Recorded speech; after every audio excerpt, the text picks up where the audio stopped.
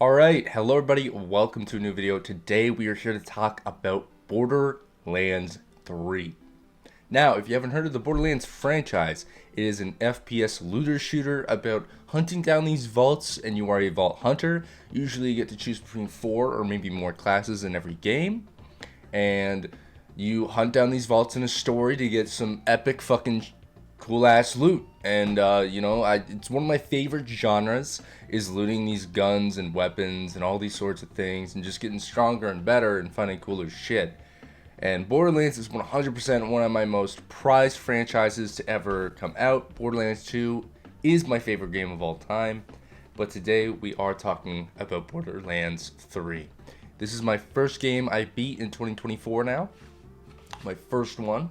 I do have the slip cover for it. It is a used copy though, so all the codes inside of it are like useless by the time I got it. But I got it for like $10. So who really cares if the codes inside of it are used or whatever? It's just a cool little thing to have. But I just wanted to talk about my thoughts on the game, because when I originally played this game when it came out, I wasn't a fan. I wasn't a fan at all. The story, I fucking hated it. I didn't really like where their art style went. It kind of went to a more they updated the graphics, to be fair, but Borderlands 2, the graphics felt timeless. It felt stylized, which was a huge thing for it, because then it's never really going to age badly. And it still hasn't aged badly to 2024. It's still a great looking game to me. It plays amazing, the mechanics, the story, I mean, it's a perfect game to me. But Borderlands 3 had a lot of story problems with the main villains being, a little fucking cringe. What is up, brothers and sisters?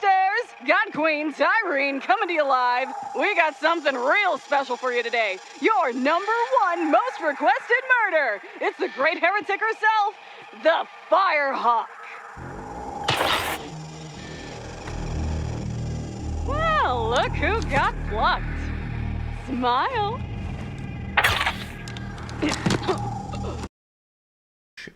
If you don't know who Ava is, she's pretty fucking cringe. We're going to open the vaults. That's how we make her death mean anything. Everyone, back to your stations.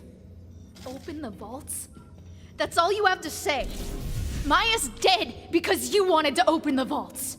We should be hunting down the Calypsos and making them pay for what they did. It's not that easy. Maya always told me a vault hunter runs toward the fire. All her stories were about you. You saved Pandora. You killed Handsome Jack.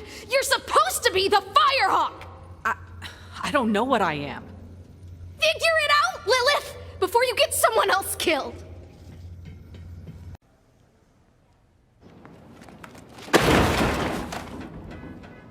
I don't even know if you call her cringe. She's just like annoying as fuck. It's a different kind of cringe. But I want to talk about how I feel after replaying through the game and experiencing it again. And, well, you know what? I'll say that I did enjoy it a lot more than the first time. I did have my problems with it, and it did, towards the end, get a little worse for me. But I'd like to talk about exactly what was going on. So to start, let's talk about the classes. The classes in Borderlands 3.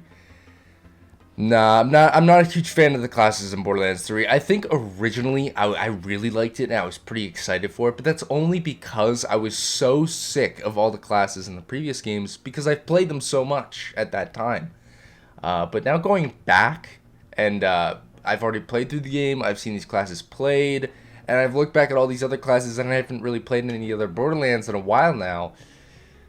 It's really not that strong of a roster. And they didn't add any DLC characters, which was the first Borderlands to not do so.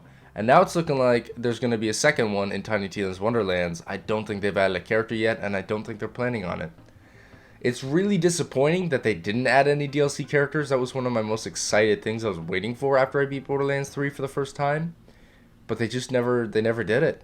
And so you're stuck with these 4 people who just really aren't too interesting. There's the Beastmaster, who's, it sounds exciting, but he's not too fun in the grand scheme of things.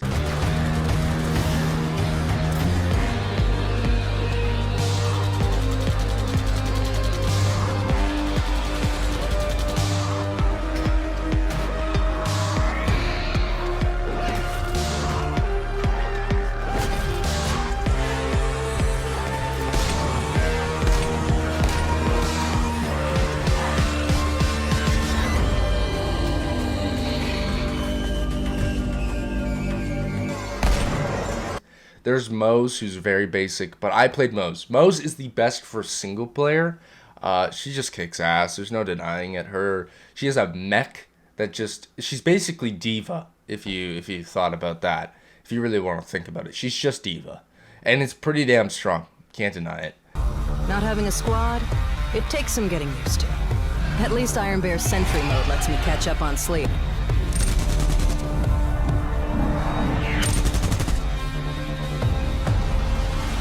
He might be 15 tons of walking tritanium, but Iron Bear, he's my best friend. There's an older guy, I don't remember his name, but he turns a clone of himself. He honestly feels a lot like Zero, but he's not exactly like that. You're the only one who understands me. Plus, you're handsome as hell. But, as always, duty calls. You got the tab, right? And then there is the Siren. I don't remember her name, but yeah, another Siren. She has like some random like fist move and whatever. I'm always looking for a fight. Sometimes, if I'm lucky,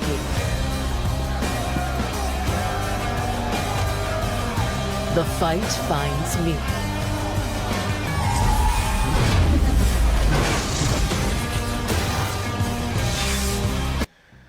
Another Siren. They start to seem pretty fucking common. They say a Siren is the rarest thing in the universe, yet we've seen all of them, it feels like, on Pandora. It feels like some bullshit to me. They're not seeming too rare anymore. Characters in this game, they're weak. The characters you can play as are, I'd say, weaker than previous. I even think the pre-sequel was a bit more interesting than the Borderlands 3 ones. You had Athena with like Captain America shield. You had Handsome Jack. You had Aurelia, which was very different. Hammerlock's sister. These are just a bunch of freaking random new people, man. It was a little lame. They were fun though in their own regard, but let's move on. Characters, not great. The gunplay was surprisingly fun. I don't remember enjoying it the first time I played through, but I actually really liked the gunplay in this game. However, the guns, I was not a fan. The rarity was really weird. I saw way too many legendaries in my playthrough, and then it was just a bunch of the same shit. Man, every fucking time I'm seeing like the same 5 fucking guns. There was one point I saw 2 hours where I saw the same gun that was a legendary about like 7 or 8 times. It was fucking ridiculous, man. It looked like the bitch, but I don't know what it's actually called. But that's what it looked like, for reference, if you know what that is. The guns in this game, they still felt really good. It's just the loot variety and the loot drops were very odd to me. To be in normal mode and see that many legendaries, but then them also have around no variety, was a little, like, numbing. You know, it made me get a little too used to the legendaries. It made them not as exciting. It also made them just, they were lame. They were not that cool, and seeing the same shit got boring fast. There's a score in all of the items in the game. They just have an item score. I don't know why, because some things look better than others, even when the item score is lower. But I forced myself to use everything that was the highest score possible, and it made me have a lot of variety in what I was using. But otherwise, if I just stick to what I really wanted to use, I probably would have barely used shit. So far, it honestly seems like I'm shitting on this game completely, because I'm kind of shitting on the variety, I'm kind of shitting on the loot, I'm shitting on the characters you can play as. What's the real good here? I said the gunplay's good, but let's talk about the worlds, the atmosphere, and just the exploration. The exploration in this game is by far one of the best. There are mini-bosses in every single map you can play in. You don't have to do a quest just to get for it. All these side quests that you'll find, they usually have mini-bosses too, but you also just have these mini-bosses that you can find anywhere on the map, which you gotta just go find their little spot and kill them, and they're pretty damn interesting, and they drop pretty damn good loot. And I really like that. That is cool as fuck. I love the exploration for that. You're constantly looking for Claptrap parts, for Claptrap's friend. You're looking for Crimson Radios. You're looking for the Typhon de Leon logs, which unlocks a big cache that gives you really good loot. The atmosphere in these worlds is amazing. The amount of worlds you get to explore is crazy. It's way more than we've ever seen in any Borderlands game. You've got like 5 planets that you get to explore with multiple maps across all of them. It is by far the biggest Borderlands game we've ever seen till date. and it is a very good exploration somehow at that. It's the biggest and yet the best at exploration. Usually when you get bigger, you get a bit worse at exploration. They stuck with it and they got better. We've talked about positives right there. Let's talk about the story.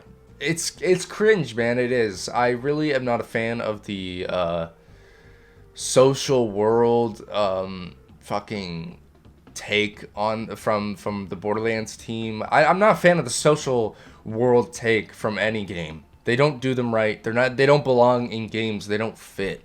They're fucking goofy, and nobody knows how to capture it correctly without it being actually completely cringe. And that's probably because it's completely cringe in real life.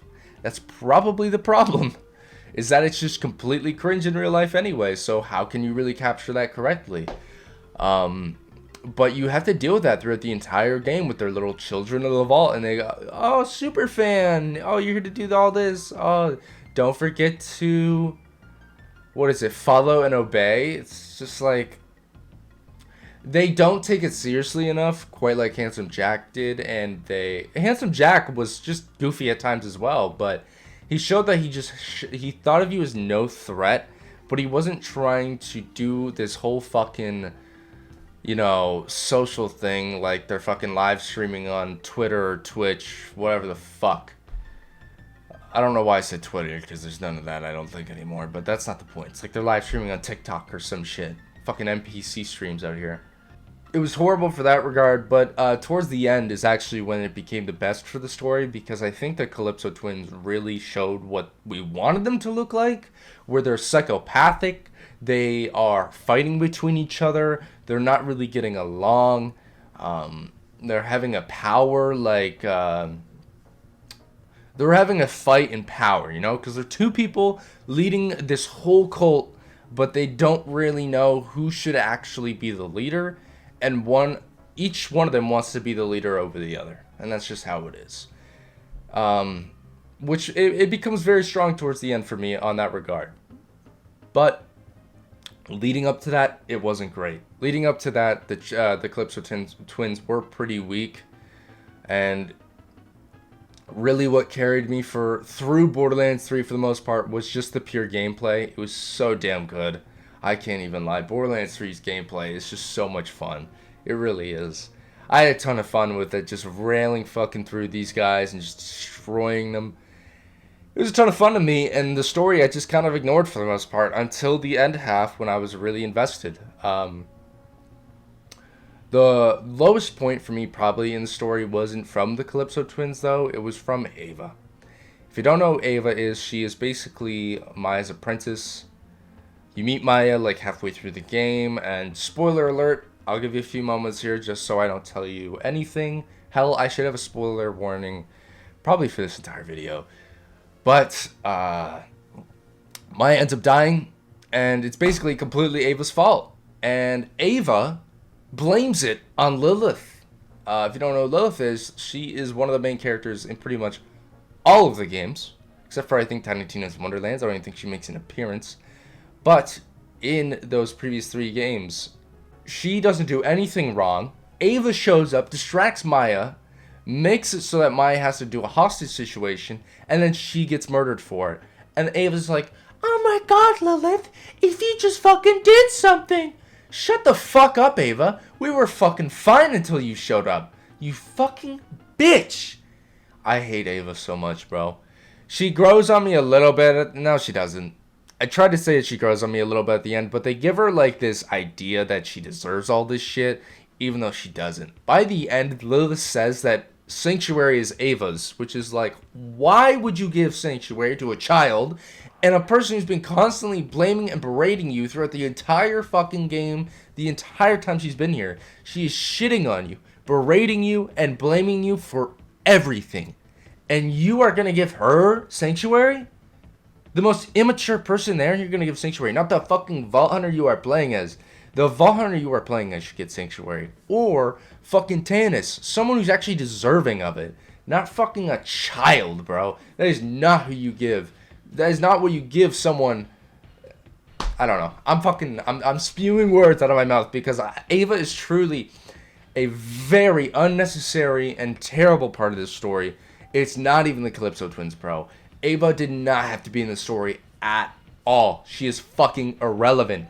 She shows up at these random points doing things she doesn't have to be able to do. Other people could end up doing it, but she does it. And it's just like, get the fuck out of my game. You're annoying. All you do is annoy people. Leave. No one wants you here. Even our fucking side mission is stupid, where you go to find her little diary and she's like, oh my god, and she's like denying everything, and she's like, get my shit back, Ball Hunter. You better not read my diary. It's like, oh my god. She's exhausting, man. She's exhausting. You know, the story was all around probably mid. I wouldn't say it was good. It was like 6 out of 10. Slightly above average to me, just because that end half was so damn good. You end up meeting the literal first Vault Hunter to ever exist. And you also go to the Iridian's home planet by the end of the game. I mean, that's so fucking cool. The fighting between the twins and all that towards the end is really, really fun. It's good. It's interesting. It's an interesting dynamic that they put there. I think overall the game isn't bad. It's just got some really bad shit in it. Borderlands 2 to me doesn't have that problem. Borderlands 3, it's real bad at times and it's real good at other times. To me, the game is definitely worth playing. It is a long ass game, I'll warn you that. I was trying to prep myself for the platinum because I am going to go for it while playing through this game, so it did take me about 40 hours to beat. Otherwise, if you just rush through the main story, you're probably looking about a 20 to 25 hour playthrough. So be warned, it is a bit long. And about after 20 hours, I'd say, you might get a bit gassed out just because it does drag on. At the end, it's like, this looks like it's the end. They even bait it like it's the end. And then they keep on going. And it's like, okay, come on. End the fucking game. I had my fun, but it's over.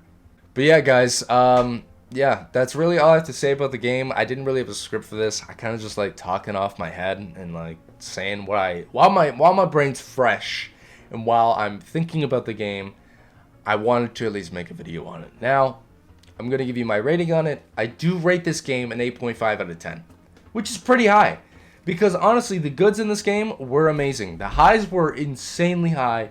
The lows were pretty low, but overall, I don't really have too bad of a memory in this game. I can get over the Calypso twins. It's really just Ava to me that just grinds my fucking gears. But yeah, guys, that's going to do it for the video. I 100% recommend you go out and play Borderlands 3 for sure. As long as you can look past the Calypso twins and Ava. Not even the Calypso twins, just look past Ava. If you can do that, you will have a fucking blast playing this game. It is still, gameplay-wise, one of the best in the series. Borderlands 2 probably still beats it because Borderlands 2 is king of all. It's just how it is. But yeah, boys, that'll do it for the video. Hit thumbs up button if you did enjoy. Subscribe my content like this. And yeah, next video, I did say would be something to do with that. It hasn't been yet. It's been delayed. But I might be looking at making a platinum video on this. I don't have the gameplay for beating the story or getting the trophies up to that. But I might make a trophy video and a platinum video for earning the trophies all after beating the main story because there's still a ton to do. But yeah, guys, I'll see you in the next one. Peace.